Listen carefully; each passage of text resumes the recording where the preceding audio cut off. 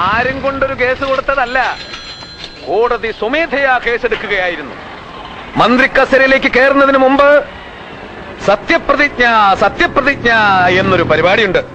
എന്താണ് സത്യപ്രതിജ്ഞയിൽ പറയുന്നത്? പരമോന്നത നീതിപീഠത്തിനും ഭരണഘടനാ വ്യവസ്ഥയ്ക്കും വിധേയനായി ഞാൻ നാട് ഭരിച്ചോളാമെന്ന്. എന്നിട്ട് പിന്നെ എന്തിനാണ് ഒരു സംസ്ഥാന മന്ത്രിക്കെതിരെ കോടതിയലക്ഷ്യത്തിന് കേസെടുത്തത്? പത്രങ്ങളിലൂടെയും വാർത്താ മാധ്യമങ്ങളിലൂടെയും മന്ത്രി കോടതി അധിക്ഷേപിക്കുന്നു. അത് നിങ്ങളുടെ നയമാണല്ലോ. യോജിപ്പില്ലാത്തതിനെ അധിക്ഷേപിക്കുക. ഈ ജനസഞ്ചയത്തെ സാക്ഷി നിർത്തി ഞാൻ പറയുകയാണ്, കോർട്ടലക്ഷ്യത്തിന്റെ പേരിൽ പ്രതിയായ മന്ത്രി രാജിവെക്കണം. ഇല്ലെങ്കിൽ രാജിവെക്കും വരെ ഞങ്ങൾ ജനകീയ പ്രക്ഷോഭങ്ങൾ ശക്തമാക്കും, ഗതാഗതം തടസ്സപ്പെടുത്തും, പൊതുനിരത്തിൽ. രവീന്ദ്ര സാറേ,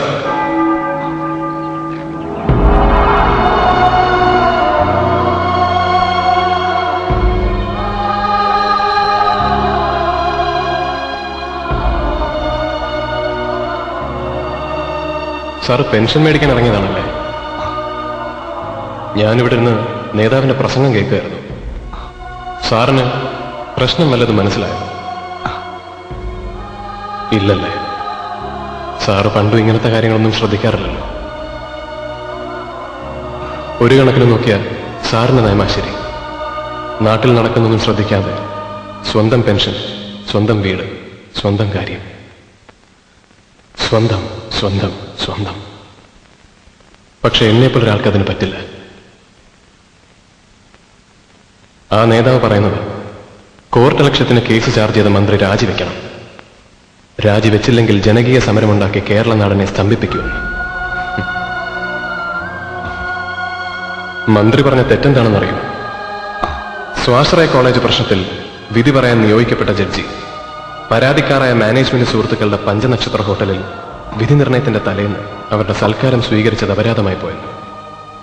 ഇത്രയും നേരം ഞാനിവിടെ ഇരുന്ന് 4-5 നേതാക്കന്മാരുടെ പ്രസംഗം കേൾക്കുകയായിരുന്നു. ഒരാൾ പോലും ജഡ്ജി അങ്ങനൊരു വിരുന്ന് സൽക്കാരത്തിൽ പങ്കെടുത്തത് തെറ്റാണ് എന്ന് പറഞ്ഞില്ല. മറിച്ച് ആ മന്ത്രി രാജിവെച്ചൊഴിയണം എന്നാണ് പറയുന്നത്. എല്ലാം തകിടം മറിയാണ് സാർ.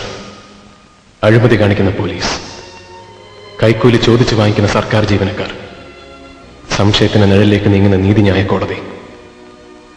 രാജ്യം അരാജകത്വത്തിലേക്ക് നീങ്ങുന്നു.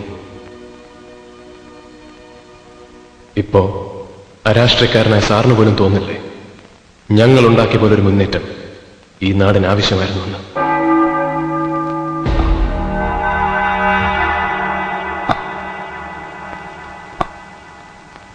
പ്രതികരണശേഷിയുള്ള ജനതയ്ക്ക് മാത്രമേ കെട്ടുറപ്പുള്ള ഒരു ഭരണകൂടത്തെ സൃഷ്ടിക്കാൻ കഴിയൂ.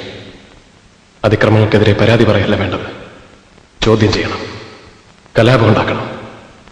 ഊർദ്ധശ്വാസം വലിക്കുന്ന ഒരു സമൂഹത്തിന്റെ മോചനത്തിന് വേണ്ടി ചാകേണ്ടി വന്നാൽ ചാകണം, കൊല്ലണ്ടി വന്നാൽ കൊല്ലണം.